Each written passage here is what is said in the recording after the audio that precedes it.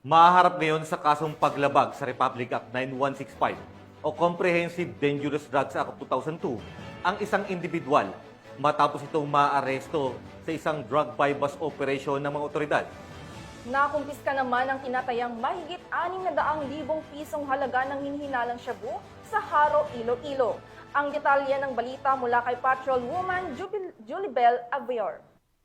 Bumagsak sa kamay ng mga tauhan ng City Drug Enforcement Unit ang isang company driver matapos mahulihan ng tinatayang 600,000 pesos halaga ng hinihinalang shabu sa ikinasang drug buy-bust operation sa Barangay Cubay, Haro, Iloilo City nito lamang hapon ng ika-9 ng Agosto taong kasalukuyan. Kinilalang suspect sa alias na Rolly, 37 anyos at residente rin ng nasabing barangay. Ayon kay Police Captain Roque Jimeno III, officer in charge ng CDEU, nabilhan ng operatiba si alias Rolly ng isang plastic sachet ng hinihinalang shabu gamit ang 8,000 pesos marked money. Bukod dito, nasamsam pa ang karagdagang 21 plastic sachet na may kabuang timbang na humigit kumulang 60 gramo at tinatayang may halagang 612,000 pesos. Sa 2 linggong pagmamanman, lumitaw na sa makalapit barangay lamang umano nagbebentang suspect ng iligal na droga.